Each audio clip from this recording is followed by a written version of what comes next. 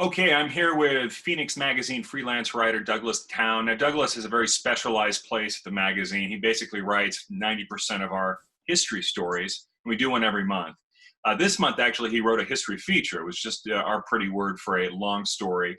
And certainly the topic warranted a little extra inkage in the magazine. It was a history piece about the Spanish flu of 1918. Hey, Doug, how you doing? Very good, Craig. Now, if it wasn't for the coronavirus pandemic, it's very highly likely that we would not have run this 3,000 word story about the Spanish flu of 1918. Great story, but obviously one with a lot of resonance for, contemporary people living in the greater Phoenix area. What were the similarities between the pandemic of 1918 and the one we're having now? Well, Craig, at times I doubted I was doing a history piece. I thought it was a current event. Yeah. There's so many similarities. Yeah, the business shutdowns, the social distancing, the stressed medical facilities, quack remedies, people arguing whether they should wear a mask or not. And then that one struck me too. I was like, wow, that's on the nose. Mm-hmm. And then you had people just flooding these theaters and restaurants as soon as they gave them the thumbs up, sort of like what happened last month. Right. So people in the valley in the early 20th century were social creatures just like us, and they wanted to get back to normal. And it did become a fraught political issue. Was it kind of down the same lines? I don't know if there was a liberal conservative divide back then the same way there is now. The identities were a little bit less clearly defined, but what's your thought on that? Well, the Democrats were in control, but I think it was mainly businesses versus government. Right. Businesses didn't see why they should shut down, like the theaters, and the government, from the governor down to the mayors, definitely thought we should social distance, close down the businesses, and kill this pandemic.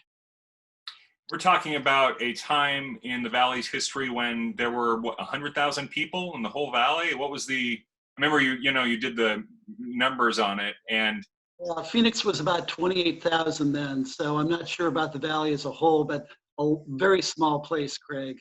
But a lot of them, a big percentage of that 50, 60, 70,000 people had it. Yes, a large percentage, and it was really an at-risk population too. We had a lot of poor areas of town without proper sanitation.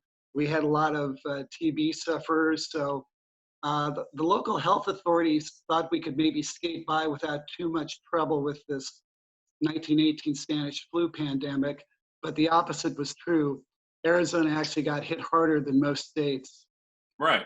And you noted there were 4 waves. The last wave was a weak one. It wasn't like they were all of equal strength, but that was striking as well.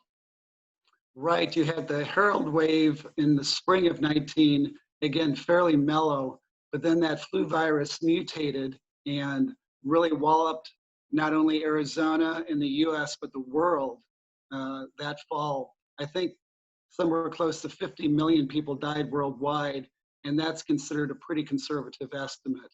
Right. And media, although people clearly were aware that was happening, there was a sort of media brownout because of the World War I. Absolutely. A good patriotic American would not talk about the Spanish flu. We were more concerned about beating the Germans than the germs, right. Which is from that ASU history professor. Right. I'm reading the Alexander Hamilton biography because I'm interested in seeing the movie. And Yellow Fever of, I think it was 1793, the author writes about the effect it had. And again, it was like, wow, that's very, very familiar. It also became politicized and just upended life as they knew it back then.